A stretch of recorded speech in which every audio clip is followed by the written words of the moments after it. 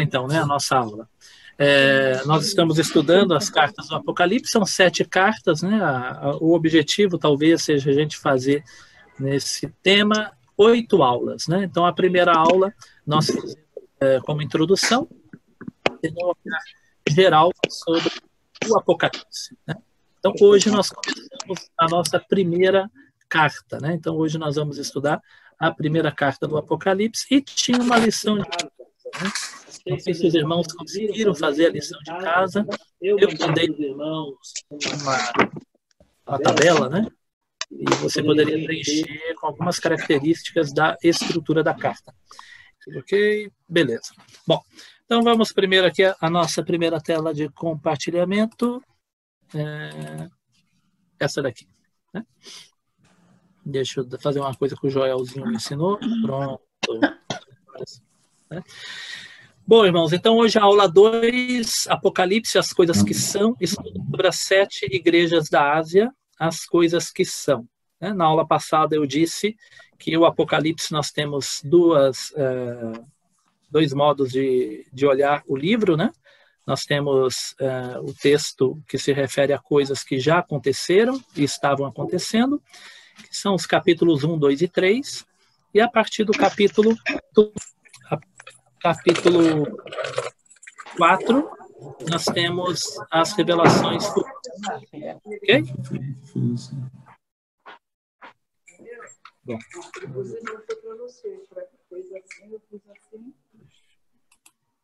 Ok.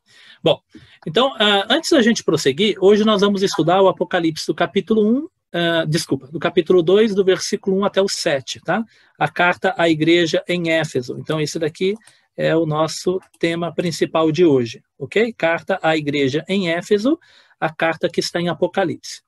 Mas eu coloquei aqui observações complementares, tá?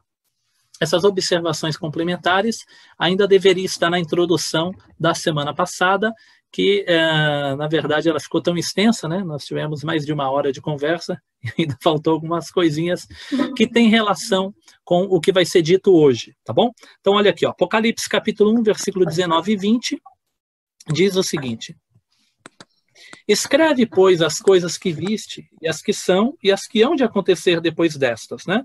Então, nós partimos daqui, a ideia, né? Quando Jesus diz para João as coisas que são e as coisas que hão de acontecer, ou seja, o presente, né, e o futuro. Mas eu quero partir daqui do versículo 20 hoje. Quanto ao mistério das 7 estrelas que vistes na minha mão direita e dos 7 candeeiros de ouro, as 7 estrelas são os anjos das 7 igrejas e os 7 candeeiros são as 7 igrejas. Então, nós partimos daqui ainda pensando na introdução, mas que tem relação com o primeiro versículo que nós vamos ler do capítulo 2. Tá? Então, nós temos aqui as 7 estrelas. O que são 7 estrelas? Né? Aqui no Apocalipse está escrito, nesse caso aqui é dada a própria interpretação por Jesus, ele diz, as 7 estrelas são os anjos. Então, beleza, né? 7 estrelas são 7 anjos das 7 igrejas. E os 7 candeeiros, tem tradução que está candelabros, tá bom? Né? Então, ou castiçais, né? Mas candeeiro, candelabro fica melhor. Então, os 7 candeeiros são as 7 igrejas, ok? Mas aqui tem um problema, né? Eu disse para os irmãos que o livro do Apocalipse é um livro de revelação, mas é um livro de revelação que usa muitos símbolos, né? É carregado de metáforas e de simbologias. Então, é um livro que vem para revelar, mas que às vezes ainda fica muito mistério no meio dessa revelação. Então, por exemplo, né, quem são as 7 igrejas? Isso é muito fácil. Né? As 7 igrejas são as 7 comunidades que existiam, ok? Então, apesar de ser fácil entender a identidade das igrejas, são as comunidades cristãs, né? Não templos. Nós devemos pensar que no primeiro século não existia templo para a igreja, tá bom? A igreja cristã ela não usava prédios, ela não usava templos com essa identidade, né? A igreja era a comunidade, era o povo, eram as pessoas.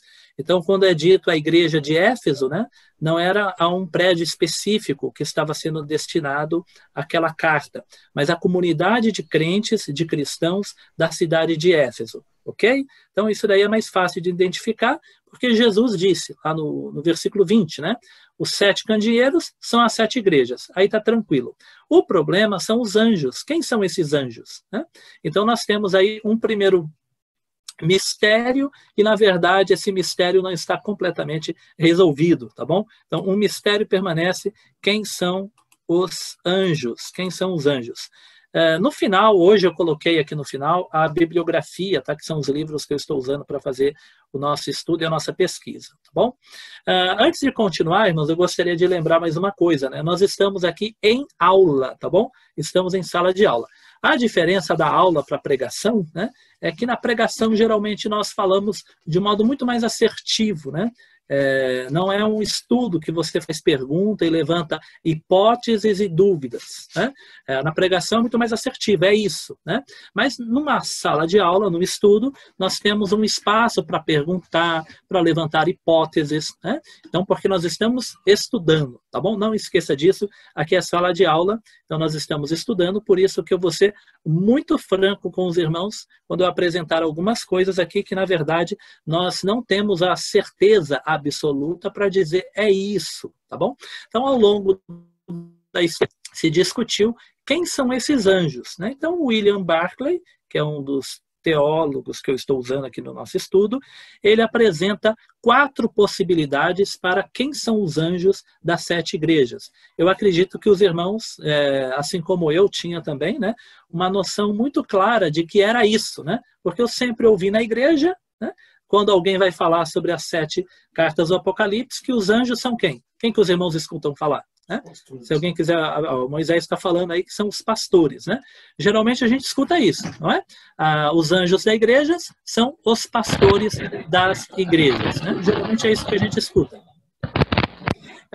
Mas, na verdade, isso não está claro. Quando você lê lá no Apocalipse, em nenhum lugar está dizendo que os anjos são os pastores ou os bispos da igreja. Só diz que são os anjos da igreja, nada mais. E quem seriam eles, né? Então, o William Barclay, ele colocou aqui uma lista, né, de 4 possibilidades. Não são possibilidades que ele inventou, né, mas são possibilidades que foram levantadas na história da igreja. Tá? E aí nós vamos dar uma olhada rápida aqui nessas 4 possibilidades. Eu iria deixar bem mais resumido, tá? Mas eu deixei o texto inteiro, porque depois eu vou enviar para os irmãos o PDF, e aí eu acho que fica legal para você ler. Então tem coisas aqui na aula que eu vou pular, não vou ler, mesmo que eu tenha escrito, porque depois eu envio para você, você pode ler com mais calma, tá bom? Então vamos lá. 4 possibilidades para quem são esses anjos. No final eu coloco o meu ponto de vista aqui, que eu acho ser mais coerente. Tá? Então, primeiro, a palavra anjo é uma palavra que significa mensageiro. Tá? Na Bíblia, ela não é aplicada apenas para seres celestiais. Tá bom? Na Bíblia, muitas vezes a palavra anjo ela é aplicada para um ser humano comum de carne e osso. Tá? Então, a palavra anjo ela pode ser traduzida como mensageiro, alguém que leva uma mensagem, tanto no Antigo Testamento quanto no Novo Testamento. Tá? Então, qual que seria a primeira ideia? Que os anjos dessa igreja seriam mensageiros enviados por essas igrejas até a ilha de Patmos para receber de João alguma orientação. Né? E aí, então, a tradução melhor seria: ao mensageiro da igreja de Éfeso escreve, ao mensageiro da igreja de Filadélfia escreve. Então, seria um mensageiro, alguém que levaria a mensagem para a igreja de determinada comunidade. Então, essa é uma primeira possibilidade. A segunda possibilidade é aquela que é mais conhecida, né? Que seria os bispos da igreja, né? Seria aquele que seria o pastor da igreja. Né? Lá no Novo Testamento é muito utilizada a palavra bispo, né? Muito mais utilizada que a palavra pastor. Então, a segunda possibilidade é que o anjo da igreja seria o pastor. Então, ou o pastor daquela igreja, daquela comunidade, foi à ilha de Patmos buscar a mensagem, ou, pelo menos, alguém levaria para ele, e aí seria dirigido para ele a mensagem. Nós temos, por exemplo, né, uma base para isso. O próprio Antigo Testamento, em Malaquias, capítulo 2, versículo 7, diz que o sacerdote ele era o mensageiro de Iavé. Né? O mensageiro de Iavé era o sacerdote, referindo-se a um sacerdote humano e comum. Né? Malaquias capítulo 2, versículo 7.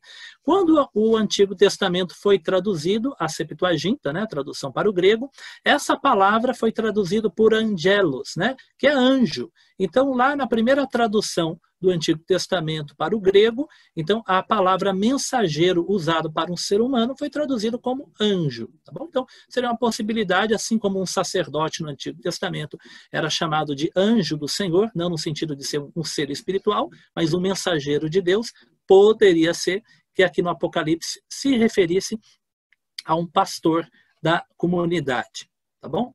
Aí aqui aparecem também as dificuldades. Né? Qual que seria a dificuldade de entender isso? Não é comum, isso não é comum. Nós não encontramos no Novo Testamento nenhum bispo, nenhum pastor sendo chamado de anjo. Né? Esse termo assim tão específico para um pastor da igreja nós não encontramos. Tá bom? Agora, outras duas posições mais polêmicas e mais estranhas. Tá bom? Outras duas posições, mas que foi levantada na história da igreja. Tem pessoas que pensam que seria anjos guardiões da igreja, tá? Cada igreja teria um anjo guardião. Isso vem do pensamento hebraico, tá? Um pensamento um pouco mítico, né? Mas os hebreus eles tinham um pensamento de que havia anjos da guarda. Tá? Existem algumas igrejas cristãs, a igreja católica tem um pensamento assim, algumas igrejas protestantes também, né? De que existem anjos da guarda. Pensando em alguns textos, né? Daniel capítulo 12 diz que Miguel é o anjo de Israel, então a ideia de que os países têm anjos, né? Ou pelo menos Israel tem o seu anjo. Quando Pedro é liberto do cárcere, né?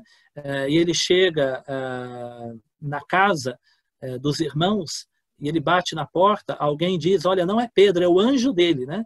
Então existe uma ideia de que poderia ser, ou que se pensava pelo menos, não que a Bíblia afirme isso, né? Mas que se pensava que as pessoas teriam anjos da guarda. E aí foi levantado na história da igreja de fato, inclusive um dos pais da igreja, né? Se não me engano, Orígenes, né? Mas tem quem diga que seria um anjo protetor. A igreja teria um ser espiritual como um anjo protetor. Então imagina a nossa igreja lá de Nova Jerusalém, ela teria um anjo da guarda, né? Que estaria vigiando os crentes da igreja batista de Nova Jerusalém. Tá? Isso é um pensamento que teve presente na história da igreja e é um pensamento hebreu antigo, tá bom? O qual eu não compartilho, tá, irmãos? Mas esse pensamento existiu. E o outro pensamento é que aquilo que existe na forma terrestre tem uma contraparte na forma celeste, ou seja, seria a própria igreja. Tá? Então tem uma terceira ideia de que o anjo é uma representação da totalidade da igreja. Então o anjo de Éfeso nada mais seria do que a própria igreja de Éfeso. Tá bom? Então nós teríamos 4 possibilidades. O anjo é o mensageiro, entre aspas, o carteiro, né? Aquele que enviou a mensagem, tá bom? O bispo ou pastor da igreja, um ser espiritual de fato, mas aí tem um problema, porque esse ser espiritual, ele seria então culpado também por algumas das mazelas da igreja, né? Nós vamos ver que quando é escrito as cartas para as igrejas do Apocalipse, né, vem uma repreensão, que pelo teor da carta está tanto sendo dirigida para o líder da igreja quanto para a comunidade em si. Então isso não deixa de ser um problema. Ou seria a própria igreja. Então os 2 últimos itens, eles são mais assim polêmicos, é muito mais hipotético, né? No meu ponto de vista e da maioria dos teólogos, pelo menos, né? Dos que eu tenho aí tido contato nos estudos, tá bom? Nos livros, não pessoalmente, tá? Alguns até já morreram, tá bom? Mas o anjo do Senhor, desculpa, não o anjo do Senhor, né? O anjo da igreja seria o pastor da igreja, seria o bispo da igreja. Pelo contexto, pela carta em si, parece ser mais coerente considerar como o pastor da igreja. Tá? Então, o anjo da igreja batista de Nova Jerusalém seria o nosso pastor Fernando, por exemplo. Tá? Então, essa seria a ideia mais aceita. Porém, repito, né? Isso não é uma situação acabada, pronta e acabada. O Apocalipse ele não diz explicitamente que seja isso, tá bom? Não esqueça, estamos aqui estudando. É bom saber as possibilidades, mas o que me parece mais coerente com todo o contexto do livro e do Novo Testamento seria considerar dessa forma. Mas a ideia do mensageiro, ela também é bem possível. E a ideia de que representaria a igreja, também existe uma certa possibilidade, mas fica estranho, porque na apresentação é falado dos anjos e dos castiçais, né? A estrela e o castiçal, como se fossem duas coisas. Então, considerar o castiçal, que é a igreja, e a estrela, que seria o anjo equivalente, me parece que fugiria um pouco da construção do próprio texto, tá bom? Então, eu fico com a ideia de que são os bispos ou os pastores da igreja, tá bom? Agora vamos aqui, ó. Leitura da carta, né? Os irmãos já leram, mas vamos ler. O nosso estudo, então, está concentrado aqui, ó, Apocalipse capítulo 2, versículo 1 ao 7. Ao anjo da igreja em Éfeso escreve, né? Então, Cristo falando para João, né? Escreve para o anjo da igreja que está em Éfeso, ok? Então, nós estamos entendendo aí como se fosse o pastor da igreja. Prestem atenção que a carta é escrita ao anjo da igreja. Mas quando você lê a carta, o que está sendo denunciado é toda a comunidade, né? Então é uma carta escrita ao anjo da igreja de Éfeso, mas o teor da carta não está singularmente voltado para um único indivíduo, mas a carta se volta para toda a comunidade cristã de Éfeso. Estas coisas diz aquele que conserva na mão direita 7 estrelas, e que anda no meio dos 7 candeeiros de ouro. Conheço as tuas obras, tanto o teu labor como a tua perseverança, e que não podes suportar homens maus, e que puseste à prova os que a si mesmos se declaram apóstolos e não são, e os achastes mentirosos. E tens perseverança, e suportastes provas por causa do meu nome, e não te deixaste esmorecer. Tenho, porém, contra ti, que abandonastes o teu primeiro amor. Lembra-te, pois, de onde caíste, arrepende-te e volta à prática das primeiras obras. E se não, venho a ti e moverei do seu lugar o teu candeeiro, caso não te arrependas. Tens, contudo, a teu favor, que odeias as obras dos nicolaítas, as quais eu também odeio. Quem tem ouvidos, ouça o que o Espírito diz às igrejas. Ao vencedor, dar-lhe-ei que se alimente da árvore da vida que se encontra no paraíso de Deus. Preste atenção na crescente do público-alvo, né? Ao anjo da igreja, parece que é enviado especificamente para uma pessoa. Aí você vai tendo uma crescente aqui no plural, né? Tenho contra ti, né? Eu conheço as tuas obras, a tua perseverança, que vocês, então parece que aí já se refere a toda a comunidade de Éfeso. Mas aqui no final, ele diz assim, olha, quem tem ouvidos, ouça o que o Espírito diz às igrejas, agora já aplicando a todas as igrejas cristãs. Então você percebe uma crescente no público a quem está sendo dirigido essa carta. Então nós temos ali ao anjo da igreja, algo muito singular. Na descrição isso amplia para toda a comunidade, porque você vai tendo pontos específicos, né? Vocês colocaram à prova falsos apóstolos, né? Então é algo muito específico. Só que o último versículo, quando ele fala do vencedor e da promessa, ele diz, quem tem ouvidos para ouvir, ouça o que o Espírito diz. Aí nós temos o plural, as igrejas, ok? E aí eu pedi para os irmãos preencherem essa tabelinha aqui, e ela aparece preenchida aí para você agora. Se você não preencheu, olha aí, eu coloquei, né? Eu peguei o texto bíblico e eu distribuí, né? Então, quero que os irmãos, depois, né, eu vou mandar para os irmãos, eu preenchi a tabelinha. Você poderia ter feito aí na sua casa, no seu caderno. Qual que é a nossa ideia? Em todas as cartas, nós vamos tentar encontrar isso daqui, né? O destinatário, como Jesus se apresenta, um detalhe de uma situação muito específica para aquela igreja, o julgamento da comunidade, as coisas negativas, o julgamento da comunidade, as coisas positivas. Um chamado ou um apelo que Jesus faz àquela igreja e uma promessa. Todas as cartas seguem essa estrutura. Não exatamente nessa mesma ordem, tá? Mas, de um modo geral, as 7 cartas contêm essas informações. Destinatário, uma forma de apresentação muito singular de Jesus, um detalhe específico, ou alguns detalhes específicos daquela comunidade, coisas negativas que são levantadas sobre a comunidade, elementos positivos daquela comunidade, um chamado ao arrependimento, ou uma advertência, ou um apelo, né, para estar atento com alguma coisa, e fecha-se com uma promessa, tá bom? Então eu coloquei aqui, não vou ler, porque agora na explicação esses itens vão aparecendo. Antes, o contexto histórico específico de Éfeso, tá bom? Então, olha só essa descrição que eu coloquei aqui para os irmãos sobre Éfeso. É a maior das 7 cidades do Apocalipse. As 7 cidades. Então, não esqueça, irmãos, quando você encontra lá no texto bíblico, escreve ao anjo de Pérgamo, escreve ao anjo de Tiatira, escreve ao anjo de Laodiceia, né? Não é o nome de uma denominação ou de uma igreja, tá bom? Não é a Igreja Batista de Nova Jerusalém, se bem que ali é o nome da rua, né? Seria, escreve ao anjo da igreja de São Paulo, ok?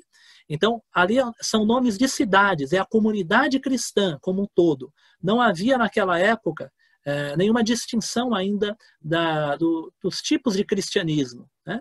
Não havia ainda denominações cristãs. Era a igreja cristã da cidade, ok? Então, Éfeso era a maior dessas 7 cidades. Éfeso é a comunidade do discípulo amado. Ela é a comunidade de João, ok? Não que João tenha fundado essa comunidade, mas o apóstolo João morou lá. Ele esteve lá. É o berço do Evangelho de João.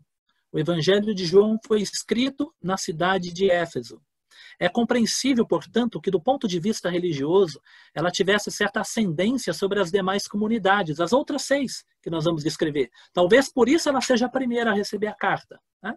Ela foi a pioneira na adesão do projeto de Deus, no caso aí da região, tá bom? Talvez seja útil ter presente a estratégia pastoral de Paulo, né?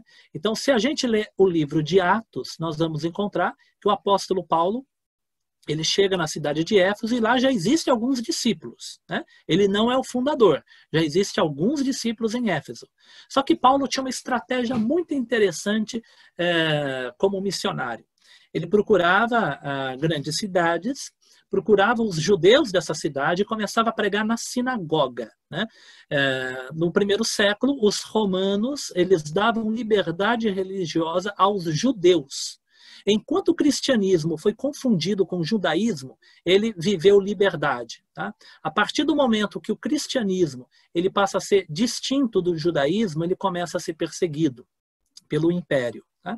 Então a estratégia de Paulo, que escreveu 30 anos antes do Apocalipse, da carta aos Efésios, tá bom? Isso é escrita aos Efésios. Então, muito antes do livro do Apocalipse, o apóstolo Paulo esteve na cidade de Éfeso. A estratégia de Paulo era visitar a sinagoga, porque ele tinha contato com os judeus. Paulo, ex-fariseu, tinha uma familiaridade, né, com o judaísmo. Ele começava pregando na sinagoga, tentando convencer os judeus de que Jesus é o Messias, é o Cristo. Então Paulo vai ficar 3 meses pregando na sinagoga de Éfeso, e aí Paulo ele levantava muita confusão, arrumava muita briga, né?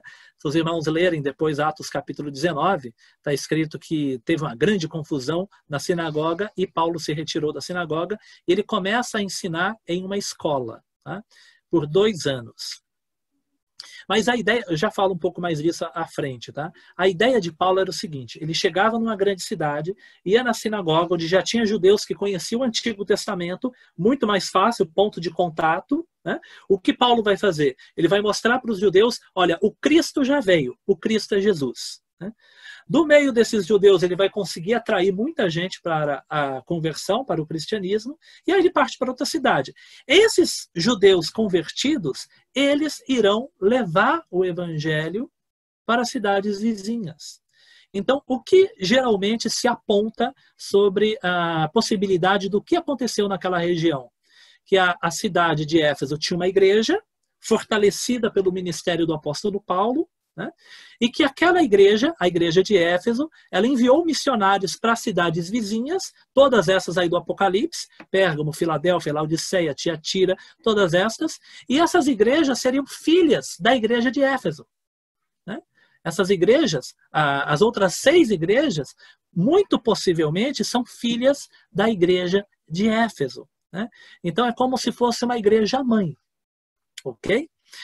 Bom, vamos lá. A tradição, isso não está na Bíblia, a Bíblia encerra no Apocalipse, né? E nós não sabemos o que aconteceu com João depois disso na Bíblia, nas Escrituras. Porém, a tradição cristã, né, os pais da igreja, os escritos do 2º e 3º século, eles dizem que João, ele foi liberto da ilha de Patmos e ele voltou para a cidade de Éfeso e ele viveu em Éfeso até a sua morte, tá bom?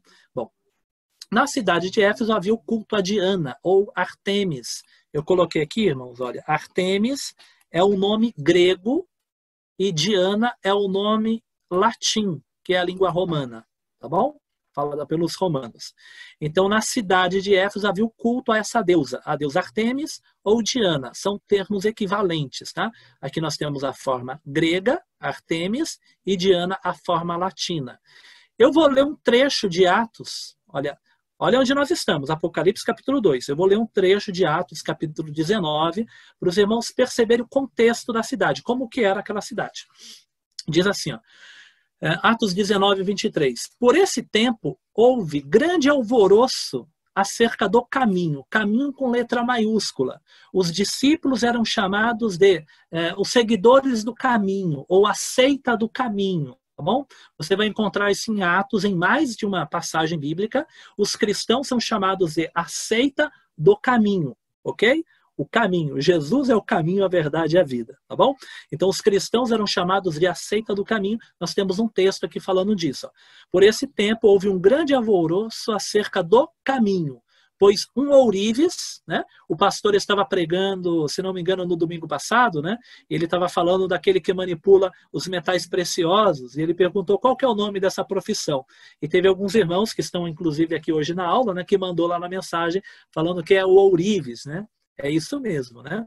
Então, olha, pois um ourives, então alguém que manipulava metais, ouro, prata, chamado Demétrio, que fazia de prata nichos de Diana, e dava muito lucro aos artífices, né? Convocando juntamente com outros da mesma profissão, disse-lhes: Senhores, sabeis que deste ofício vem a nossa prosperidade, e estáis vendo e ouvindo que não só em Éfeso, olha só, não só em Éfeso, mas em quase toda a Ásia, este Paulo tem persuadido e desencaminhado muita gente, afirmando não serem deuses os que são feitos por mãos humanas.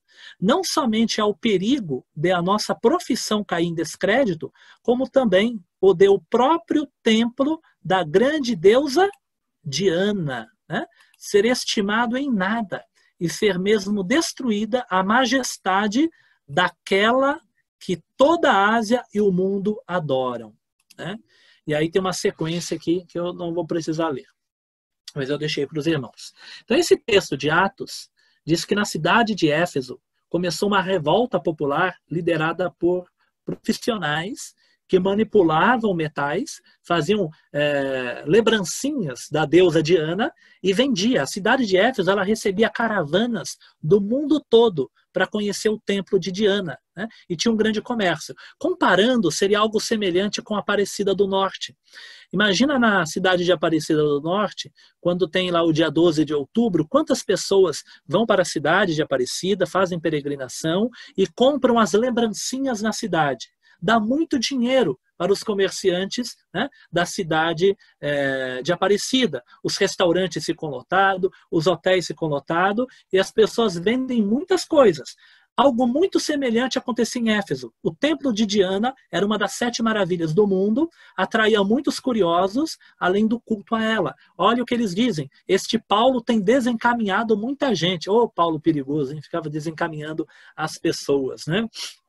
Desencaminhava de Diana e encaminhava para Jesus, né? Bom, essa era a cidade. Nós temos aqui uma descrição da cidade, o povo vai se revoltar, eles vão para um teatro, na sequência do texto, eles vão ficar gritando 2 horas gritando, grande é a Diana dos Efésios, grande é a Diana dos Efésios, né? por 2 horas. Olha só o verso 28. Ouvindo isso, encheu-se de furor e clamavam: grande é a Diana dos Efésios. Grande é a Diana dos Efésios. Vai ter uma grande confusão aqui. Agora, olha aqui embaixo. Essa é a Diana, irmãos. Essa é a deusa que eles adoravam. Essa é a deusa que eles adoravam. Essa imagem foi recuperada pela arqueologia. Possivelmente ela estava lá dentro do templo, esse templo descrito no livro de Atos. Tá? Esse daqui é uma imagem da deusa Diana. Isso daqui são seios. Tá? Ela era representada de várias formas. Uma das representações, ela tinha muitos seios. Olha aqui. Porque ela era vista como a deusa da fertilidade. Tá? Não é com conotação sexual, mas é a conotação de amamentar, de mãe. Tá? Ela era vista como uma deusa materna, que dava vida e que dava prosperidade, da fecundação, não só no sentido materno da mulher, mas da própria terra, dos animais e por aí vai. Então era uma crença que essa era uma deusa da fertilidade, além de ser deusa da caça e de outras coisas também, tá bom? Mas essa é uma imagem recuperada pela arqueologia. Muito possivelmente, muitos que se converteram em Éfeso já se haviam curvado a essa deusa, a essa imagem que você está vendo aí. Muitos da igreja que Paulo escreve, que João escreve, antes de se converterem, adoravam essa imagem que vocês estão olhando. Esse é o teatro que está descrito lá em Atos. Ele cabia 25 mil pessoas. Alguns dizem que até mais, tá? Hoje só tem ruínas. Esse é o teatro da cidade de Éfeso, ok? Que está descrito em Atos capítulo 19, que levaram lá e ficaram gritando por 2 horas: grande é a Diana dos Efésios. E aqui nós temos uma maquete do templo de Diana, uma das 7 maravilhas do mundo, tá bom? Ela era um dos maiores templos da antiguidade, tinha muitas partes de ouro, metais preciosos, né? Foi considerada uma das 7 maravilhas do mundo, foi destruída no futuro por terremotos, tá? Por invasões de povos bárbaros. Aqui é somente uma maquete representando como que seria o templo da deusa Diana, aquele que o Demétrio disse que iria ser reputado por nada se Paulo continuasse pregando. Eu coloco mais algumas observações aqui sobre Éfeso, irmãos. Éfeso era uma das cidades mais ricas da antiguidade. Ela era chamada da porta da entrada para a Ásia. Ela era considerada uma capital da província da Ásia, por Roma. Tudo que ia da Europa para a Ásia passava por Éfeso, ou que ia da Ásia para Roma passava por Éfeso. Né? Então essa cidade era uma cidade muito influente, muito rica e muito importante. Era uma das mais populosas da antiguidade do mundo romano. Tá bom? Ela teve muitos líderes cristãos importantes de renome. Né? Nós encontramos no Novo Testamento informações de que estiveram na cidade de Éfeso entre os cristãos Priscila e Áquila. Alguns acham que eles são os fundadores do cristianismo em Éfeso, Priscila e Áquila. Temos Apolo, que foi um poderoso pregador, cheio do Espírito Santo também, que também foi encontrado em Éfeso. Né? Nós temos Paulo, que foi pastor em Éfeso. Geralmente Paulo não é tido como pastor, mas como missionário. Né? Só que Paulo disse que ficou 3 anos em Éfeso. Ele teve uma escola de 2 anos seguidos em Éfeso. Timóteo substituiu Paulo em Éfeso. E agora nós temos a tradição informando, né, que João também viveu em Éfeso. Isso é uma coisa muito ponto em comum entre os teólogos. Tá? João morou em Éfeso e escreveu em Éfeso todos os seus documentos, tá? Com Apocalipse na exceção que ele teria escrito na ilha de Patmos. É possível que Maria, mãe de Jesus, morou em Éfeso. Jesus disse para João cuidar de Maria, e se João mudou para Éfeso, é possível que ele levou Maria com ela. Mas é só uma possibilidade, não se tem certeza, tá bom? Então, muita gente importante da fé cristã habitou nessa cidade. Em Atos, é a única cidade com um lugar triplo no Novo Testamento. Né? Atos delega cerca de 2 capítulos, capítulo 19 e 20, é todo dedicado à cidade de Éfeso, começando, na verdade, no capítulo 18. Tá? Paulo ensina por 3 meses nessa sinagoga e 2 anos diz que diariamente, todos os dias, Paulo ensinava na escola de Tirano. Paulo escreve uma carta, o Apocalipse também tem essa carta. Então nós temos Atos, Paulo e o Apocalipse. além dessas três atenção dada aos Efésios, o conjunto joanino, ou seja, o Evangelho de João, 1º, 2º e 3º João, foi escrito na cidade de Éfeso, muito possivelmente. Bom, agora vamos aqui para as partes da carta. Como Jesus se apresenta? Jesus se apresenta da seguinte forma, né? Então, aquela divisão que eu pedi para os irmãos tentarem fazer seria isso daqui, né? Jesus se apresenta dessa forma. Esse é o primeiro versículo, tá? Apocalipse 2, versículo 1. Estas coisas diz aquele que conserva na mão direita as 7 estrelas e que anda no meio dos 7 candeeiros de ouro. Então, Jesus ele se apresenta como aquele que tem o poder sobre as 7 estrelas. Né? Quem são as 7 estrelas? Né? São os anjos. Então, quer você entenda como o pastor da igreja ou como a própria igreja, o texto está dizendo que Jesus tem nas suas mãos, né, o controle sobre esses pastores ou sobre essas igrejas. Jesus é aquele que tem sob o seu poder os pastores dessas igrejas. E é muito bonito a expressão que é usada.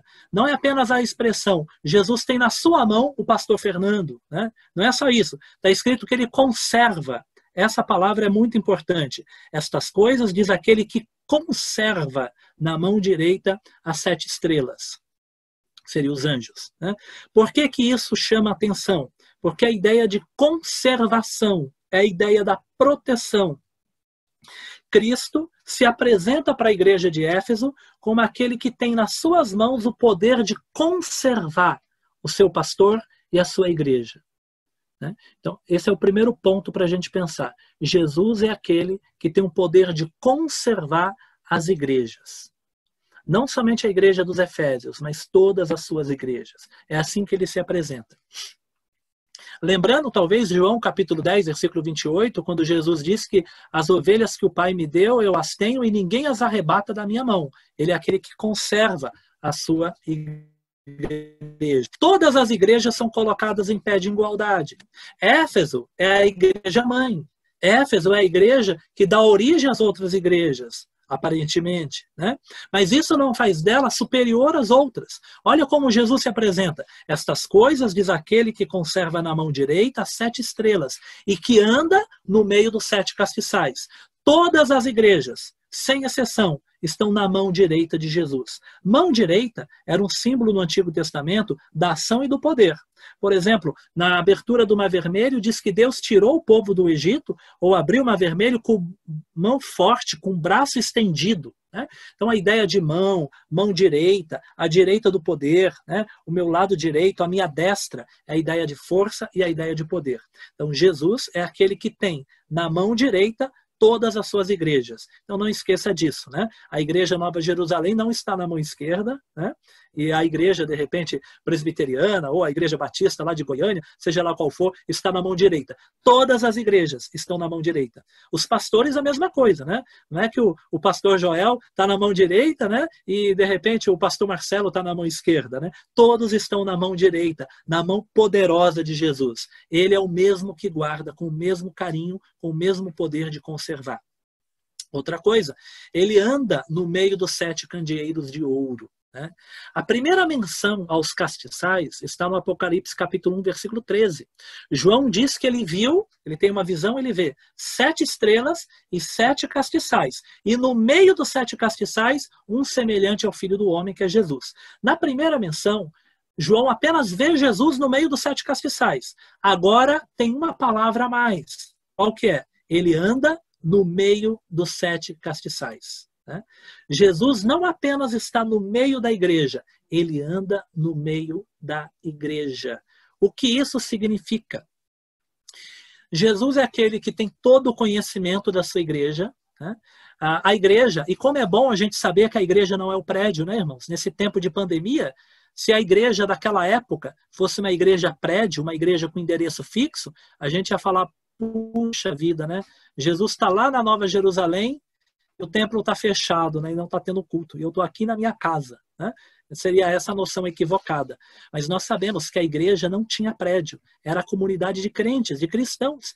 E quando diz que Jesus é aquele que anda no meio dos 7 castiçais, Jesus é aquele que agora está andando entre nós. Jesus está na sua casa, está na minha casa, está na casa do pastor Fernando, está na casa de todos os nossos irmãos, que estão espalhados, agora separados do prédio, mas o mesmo Jesus caminha entre nós. E isso vale para todas as comunidades cristãs. Mas tem um outro significado também. A igreja é chamada de candeeiro ou de candelabro, né? Para que serve um candelabro ou um castiçal? Ele serve para ficar aceso. Ele tem que ter as suas lâmpadas acesas. O que fazia um sacerdote, né? Nós temos a descrição do templo de 7 castiçais, né? O templo de Salomão tinha 7 castiçais. O sacerdote andava entre os 7 castiçais do templo de Salomão para manter aceso os 7 castiçais. Jesus é aquele que anda no meio da sua igreja, porque ele é o único que tem o poder de manter acesa a sua igreja. A igreja, ela não é uma lâmpada com luz própria. A igreja só tem a sua luz se o Senhor Jesus andar entre ela. Jesus é aquele que tem o poder de conservar acesa a sua igreja. Então, essa é a forma que Jesus se apresenta. É assim que ele se revela para a igreja de Éfeso. Eu sou aquele que tenho na minha mão direita os meus pastores, e eu sou aquele que eu ando no meio de 7 castiçais. Ele está te chamando de castiçal. Ele está te chamando de lâmpada. Mas você não é uma lâmpada que acende por si só. Você precisa do Cristo vivo para que você seja luz. O julgamento da comunidade. Quais são as coisas positivas? Eu estou seguindo a ordem, tá? É melhor falar das coisas negativas primeiro, né? Porque depois só vem os elogios, né? Mas nesse caso aí nós temos primeiro as coisas boas e depois, na linguagem popular, o chicote estrala depois, né? Então primeiro vem o carinho. Tem gente que fala que bate e assopra, né? Aqui primeiro assopra e bate depois, aparentemente, né? Mas nós vamos fechar com uma promessa, tá bom? Conheço. Por que ele conhece? Porque ele é aquele que anda no meio das igrejas. Jesus conhece, ele anda no meio da igreja. Ele é oculto. Ele conhece as coisas boas e as coisas ruins, né? Jesus conhece a tua sinceridade e conhece o teu pecado. Jesus conhece o seu sofrimento, a sua dor, e conhece as suas rebeldias também. Ele conhece tudo. Nada ali é oculto. Tá? Conheça as tuas obras, tanto o teu labor. Então, olha o que ele conhece. As obras. Ele conhece o labor. Ele conhece a perseverança. 3 itens são colocados aqui. E que não pode suportar homens maus, e que puseste à prova os que a si mesmos se declaram apóstolos e não são, e os achaste mentirosos. Tens perseverança, suportastes provas por causa do meu nome, e não te deixaste esmorecer. Esse é o elogio para a igreja. Tá? E aí ele deixa um último elogio no versículo 6. Tens, contudo, a teu favor, então, coisa boa, né? Que odeias as obras dos nicolaítas, os quais eu também odeio. Não esqueça que a pessoa deve odiar a obra do pecador, não é o pecador não, tá bom, irmãos?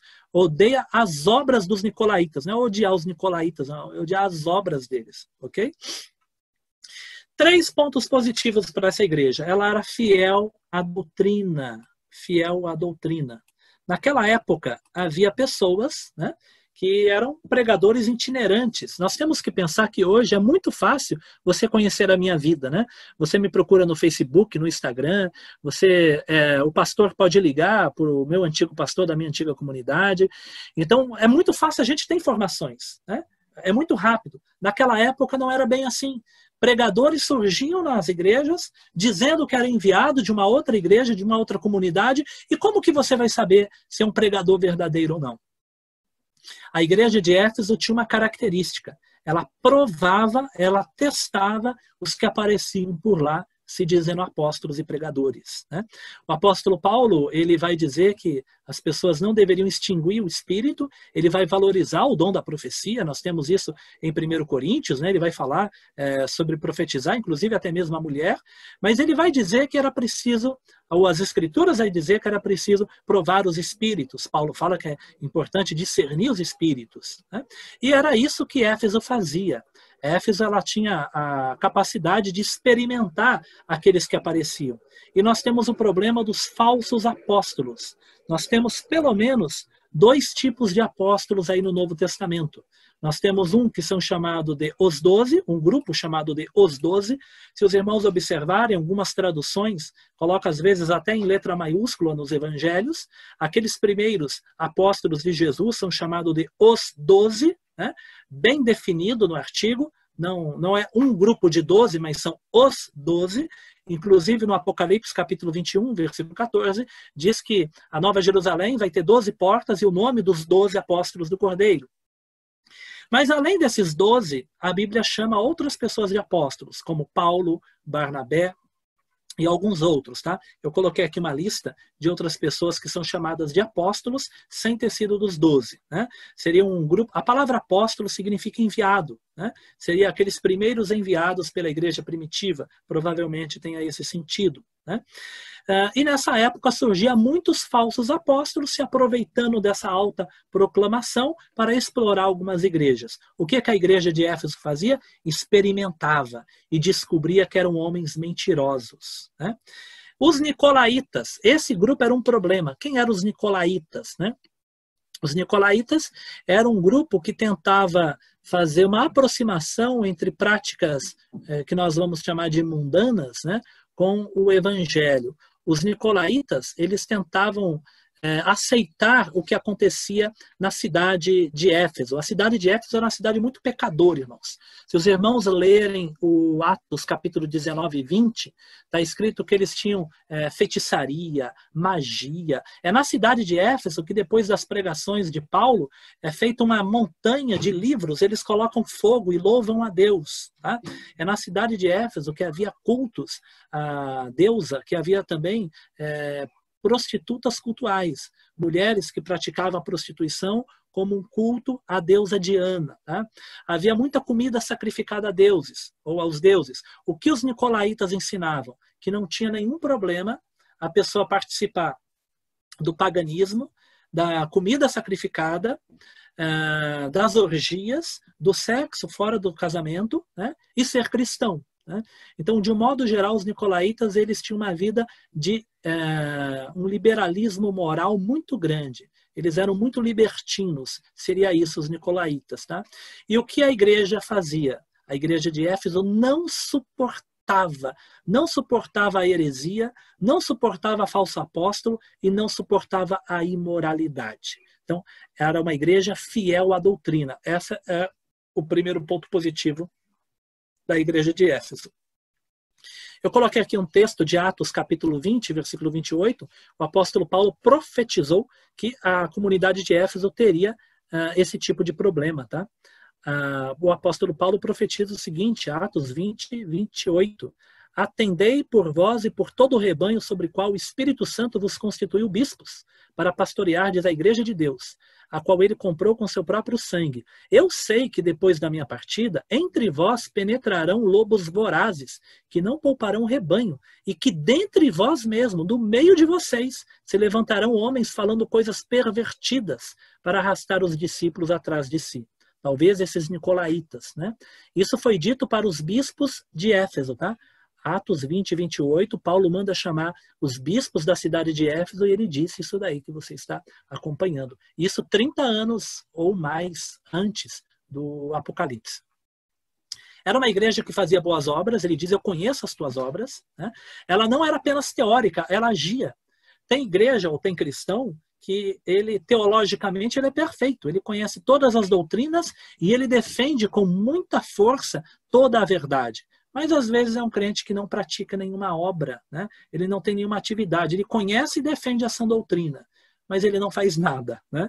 Ele deita na rede, né? Liga o seu fone, escuta lá uma bela música e tira um belo cochilo. Né?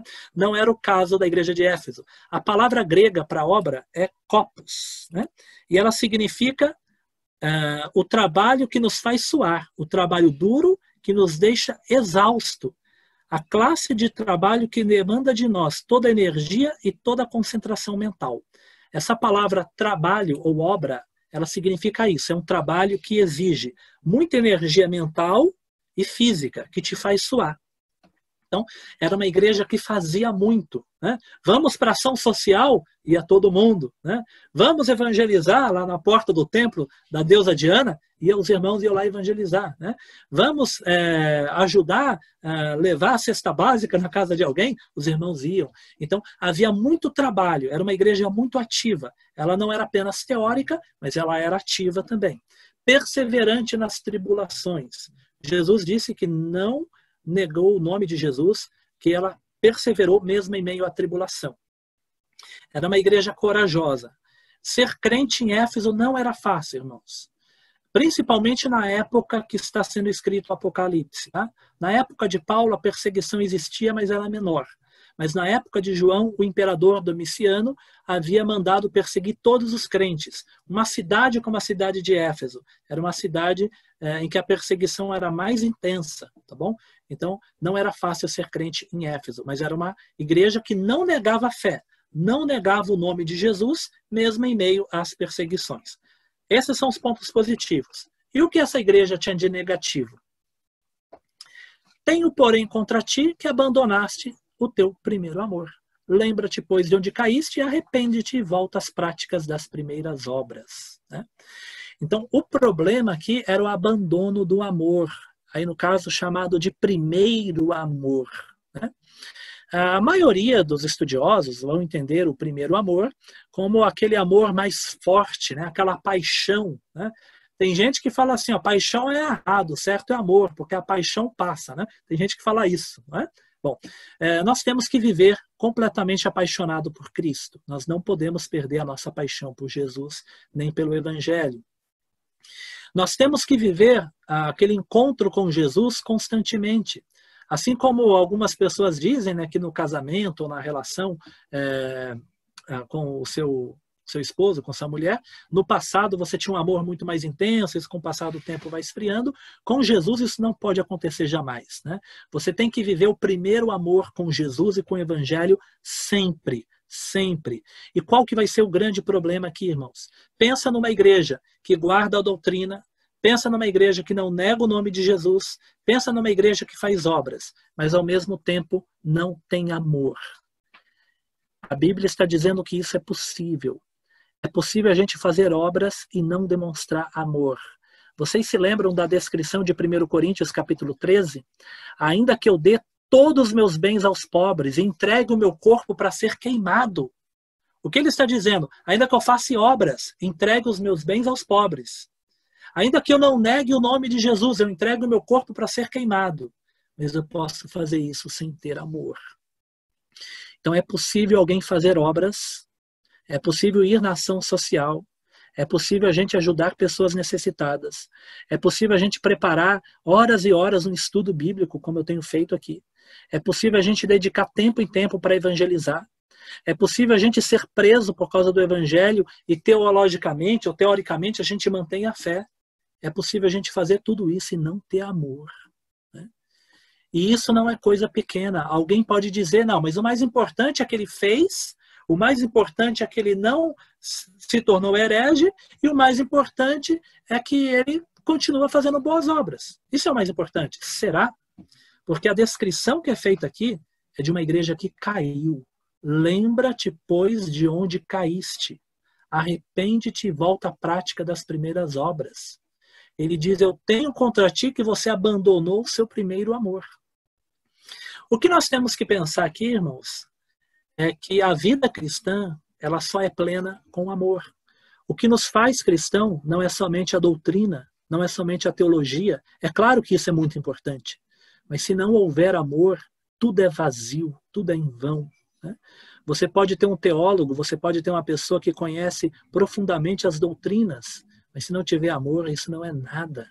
Né? O Senhor Jesus ensinou, inclusive no círculo joanino, nos textos de João. Né? Jesus disse que o mundo vai conhecer que nós somos discípulos de Jesus quando nós amamos uns aos outros como a nós mesmos. Né? Por mais que eu resista às provações e continue firme a Jesus, esse é um amor numa linha vertical, mas ele também tem que ser na horizontal. Nós temos no próprio texto de João, que é o João que escreve o Apocalipse, aqui em 1 João capítulo 4, ele falando, se alguém diz amo a Deus e odeia o seu irmão, é mentiroso, pois aquele que não ama o seu irmão a quem vê, não pode amar a Deus a quem não vê. Ora, temos da parte dele este mandamento, que aquele que ama a Deus, ame também o seu irmão. Ou seja, a igreja ela pode ter boas obras, até de caridade, mas ela tem que fazer com amor. Quando ele diz volta às primeiras obras, ora, Jesus acabou de elogiar as obras, ele está falando volta às primeiras obras. Qual que é a diferença? É a obra feita com amor. Às vezes nós fazemos por obrigação. Puxa, o pastor me chamou para dar aula na escola bíblica, eu tenho que ir lá dar aula na escola bíblica, né? Eu tenho esse compromisso, eu sou uma pessoa séria e compromissada. Mas a gente tem que fazer com amor. E Jesus conhece, é aquele que anda no meio dos 7 castiçais. Ele conhece se o seu louvor, se a sua pregação, se a sua ida na escola bíblica, se a sua ida no culto, se a sua ida nos ensaios, se a sua ida na ação social. Ele conhece o que te motiva, se é o amor. Esse é o nosso chamado. O apelo, nós temos o apelo como advertência, que é lembra-te de onde caíste, arrepende-te e volta às práticas das primeiras obras, e se não, venho a ti e moverei do seu lugar o seu castiçal, caso não te arrependas. Né? Bom, irmãos, o chamado é para se lembrar. Né? O passado precisa ser vivo e presente. Né? Qual o passado? Do nosso encontro com Cristo. A igreja está sendo chamada não para lembrar o seu pecado. Olha de novo o versículo. Lembra, pois, de onde caíste. De onde? Ou seja, aonde você estava quando você caiu? Qual era a sua situação? Como que você era como aquele crente fervoroso, vamos colocar assim? Não é para você lembrar o pecado que você cometeu. É para você lembrar a posição que você estava. Lembra-te, pois, de onde caíste. Quer ver um exemplo lindo? Né? O filho pródigo. O filho pródigo estava comendo comida de porcos, todo sujo e lameado, como um mendigo, e longe do pai. O que diz a Bíblia? Que ele caiu em si. Ele lembrou do pai. Ele lembrou. O que ele lembrou? Ele não lembrou da vida porca que ele vivia. Ele lembrou da vida gloriosa que ele tinha. O que tem que passar pela nossa cabeça é aquilo que Cristo pode fazer conosco. Não aonde o pecado pode te puxar para baixo, mas aonde Cristo pode te colocar. Ele lembrou da casa do pai, da comida farta, da alegria, da festa. Ele falou, é lá que eu quero estar. Né? E aí diz aqui, Lucas 15, que ele caindo em si, ou seja, ele lembrou, caindo em si, ele disse, quantos na casa do meu pai tem pão com fartura e eu aqui morrendo de fome? Levantar-me-ei e irei ter com meu pai. Ou seja, eu vou voltar para onde eu estava quando eu caí. Eu quero voltar a viver a vida de filho. De filho que tem casa, que tem teto, que tem roupa e que tem pão. Tá? Irmãos, já estamos indo para os nossos finais, tá bom? Fiquem pacientes aí. Né? Eu vou roubar os 10 minutos da oração e do nosso tempo aqui de apresentação. Só isso, tá bom, irmãos? Prometo. Efésios capítulo 1, versículo 15. O apóstolo Paulo faz um elogio para os efésios. Olha o elogio que Paulo faz aos Efésios. Efésios capítulo 1, versículo 15. Por isso também eu, tendo ouvido a fé que há entre vós no Senhor Jesus e o amor para com todos os santos. O apóstolo Paulo elogia aos Efésios o amor. 30 anos depois, Jesus, através de João, manda uma carta aos Efésios dizendo, vocês perderam o primeiro amor. Não é interessante esse paralelo? Você tem em Efésios, na carta de Paulo, um elogio a uma igreja que ama.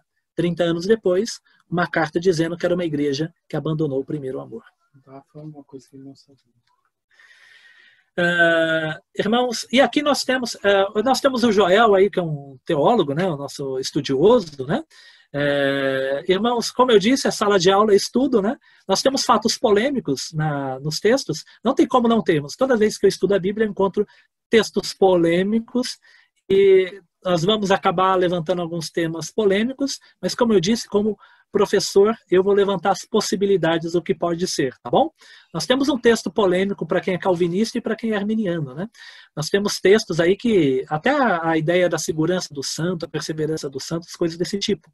Porque na advertência está escrito assim, olha, lembra, pois, de onde caíste, arrepende-te e volta à primeira prática, né, das primeiras obras. Senão eu venho e vou tirar, eu vou mover do seu lugar o seu candeeiro, caso não te arrependas. O que significa isso, né? Jesus está falando para a igreja, se vocês não se arrependerem, eu vou tirar daí o seu candeeiro, né? Bom, um arminiano poderia dizer que aqueles crentes iriam perder a salvação, né? Um calvinista vai dizer outras coisas, mas quais são as possibilidades? Eu quero dizer que João não era nem calvinista e nem arminiano, que Calvino e Armínio nasceram mais de 1.500 anos depois, né?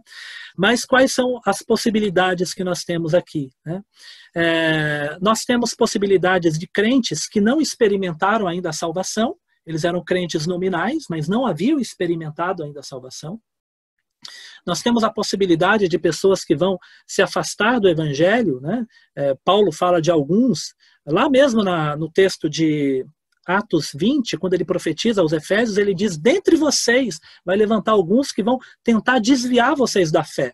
Isso ele disse para os bispos daquela igreja, né? Então são pessoas que, uma linha mais calvinista vai dizer que são pessoas que nunca experimentaram, na verdade, o dom da salvação.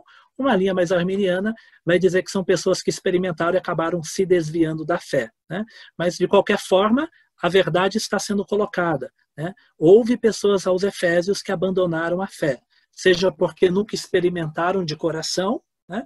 Ou seja porque experimentaram e rejeitaram a Cristo. Mas nós temos aí a descrição de que entre os Efésios havia falsos apóstolos, né? Ou que surgiram ali. O moveu castiçal, né? Pode ser que aquela igreja iria desaparecer, e aqui eu tenho uma triste notícia para os irmãos. A igreja desapareceu. A igreja de Éfeso, não aquela, tá? No século seguinte, Inácio, ele vai escrever para aquela igreja, ela ainda existia, tá bom? Mas séculos adiante, a igreja dos Efésios vai deixar de existir, né? Não vai existir mais crentes na cidade de Efésios. Devido a perseguições, devido a uma série de eventos, no futuro não vai existir mais nenhum crente em Efésios, aos Efésios, tá?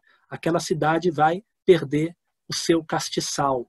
Outro significado pode ser esse, né? Se aquela igreja não se arrependesse, os cristãos não estariam mais ali e a luz do evangelho iria se apagar na cidade aos Efésios. Ou seja, o candeeiro ia ser retirado da cidade e foi o que aconteceu. Dessas 7 igrejas da Ásia, a maioria, se não me engano, 6, perdeu o evangelho, perdeu de ter os cristãos nos séculos futuros, tá bom? A promessa, agora para a gente terminar, tá bom, irmãos? Promessa. Qual que foi a promessa que ficou para essa igreja, né? Quem tem ouvidos, ouça o que o Espírito diz às igrejas. Ao vencedor dar-lhe-ei que se alimente da árvore da vida que se encontra no paraíso de Deus. O que a gente pode tirar da promessa? Toda a igreja começa com Jesus se apresentando de uma forma e termina com uma linda promessa para nós, né? A promessa não é só para os Efésios, é para todos que têm ouvido e ouvem a voz do Espírito. A promessa não é apenas aos Efésios, é para todo o que vencer. Ao vencedor, o que significa vencer, irmãos? Vencer não significa não ter lutas. Vencer não significa ser rico. Vencer não significa nada disso. No Apocalipse nós vamos ter os mártires, pessoas que morreram pela fé, vão ser descritas que estão lá no céu clamando. Ou seja, vencer pode significar morrer.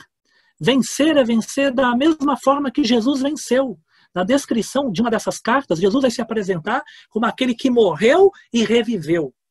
Aquele que morreu e reviveu. Aquele que venceu a morte. Ao vencedor. Vencer é o Marte. Lembram dos significados desse livro, né? O livro do testemunho, o livro do Marte, é aquele que é fiel até o fim. Aquele que não rejeita Cristo. Aquele que mesmo morrendo, morre com Cristo. Esse é o que vence. É aquele que vence as tentações, as provações, as ilusões deste mundo e permanece no amor de Cristo. Mas vamos pensar agora na promessa, né? Temos ainda aí 30 segundos de aula, multiplicado por 50. Bom, deixa essa conta para lá. Bom, mas vamos lá, irmãos. Acabando, estou acabando, prometo, né? A promessa é o seguinte: ao vencedor, qualquer vencedor, os vencedores de Nova Jerusalém, os vencedores de hoje, do futuro e do passado, será dado de comer do fruto da árvore da vida. O que é a árvore da vida? Isso é muito interessante, irmãos. Nós vamos poder comer do fruto da árvore da vida. Significa vida eterna. Significa vida eterna. nós vamos participar. Tem um pregador que eu gosto, que ele diz assim, a eternidade já habita em mim. A eternidade está dentro de mim. Nós temos um corpo físico, seu corpo está morrendo, as suas células estão morrendo, seu coração, seus rins, seu pulmão, seu cérebro está envelhecendo. Você está morrendo, mas a eternidade já habita em você. A eternidade está em você. E nós, aqueles que vencerem Cristo, vão comer do fruto da árvore da vida. Eu coloquei aqui um texto, para fazer o paralelo, Gênesis 3:22. Olha o que aconteceu depois que Adão e Eva pecaram. Então disse o Senhor, Deus, eis que o homem se tornou como um de nós, conhecedor do bem e do mal. Assim que não estenda e tome também da árvore da vida e coma e vive eternamente. Olha que coisa interessante. O Senhor Deus, por isso, lançou fora do jardim do Éden a fim de lavrar a terra de que fora tomado. E expulso o homem, colocou querubins ao oriente do jardim do Éden e o refugiu de uma espada que se revolvia para guardar o caminho da árvore da vida. Em Gênesis 3 está escrito que depois que o homem pecou, Deus disse, o homem não pode comer agora da árvore da vida, porque se ele comer, ele vai viver eternamente. Então Deus pega o homem, tira do jardim, coloca em outra terra e fecha o caminho para a árvore da vida. Agora nós temos uma promessa. Quem vencer, o caminho para a árvore da vida estará aberto. O fruto que Adão e Eva não puderam comer, porque senão iriam viver eternamente, vai ser permitido a todo que vencer. Será que é isso mesmo? Né? O paraíso, que está no paraíso, não é mais aquele paraíso localizado na Mesopotâmia, né? Mas é o paraíso da presença de Deus. Isso está na Bíblia, aqui em Apocalipse 22:14. É curioso, né, meus irmãos? A árvore da vida está nos primeiros capítulos da Bíblia e está no último capítulo da Bíblia. Apocalipse 22:14. Bem-aventurado aqueles que lavam as suas vestes no sangue do Cordeiro, para que lhes assistam o direito à árvore da vida e entrem na cidade pelas portas. A árvore da vida vai estar na cidade, na Nova Jerusalém. Apocalipse 22:14 fecha falando da árvore da vida. Quem é o vencedor? Agora junta esse versículo de Apocalipse 22 com o texto do Apocalipse 2. O vencedor é aquele que lavou a sua vida no sangue do Cordeiro. Ou seja, todos os crentes que venceram o mundo, o pecado e o diabo, não pelas suas forças, mas venceram pela morte de Jesus, pela confiança de que é o sangue de Cristo que os torna. Esses são todos aqueles que comerão do fruto da árvore da vida e viverão eternamente. Tá bom? E aqui a gente termina aí pensando na ideia do paraíso como a ideia da presença de Deus, né? Nós temos Paulo falando que ele foi até o paraíso, né? Uma menção. Jesus diz para o ladrão que se arrepende, ainda hoje estarás comigo no paraíso. O Apocalipse 21 vai trazer essa noção. Então, é a ideia de presença de Deus, aonde Deus está. Aqui eu coloquei a bibliografia, são alguns livros que eu utilizei, tá bom, irmãos? Então, tem livros de todos os gostos. Tem um livro católico, da Paulus, tem livro da CPAD, para quem é pentecostal, da cultura cristã, para quem é presbiteriano, tá bom? Batista regular, tá bom? Do Moody, para quem é evangelista, tem de todos os gostos e sabores, mas o sabor maior é a Escritura Sagrada, é a palavra de Deus.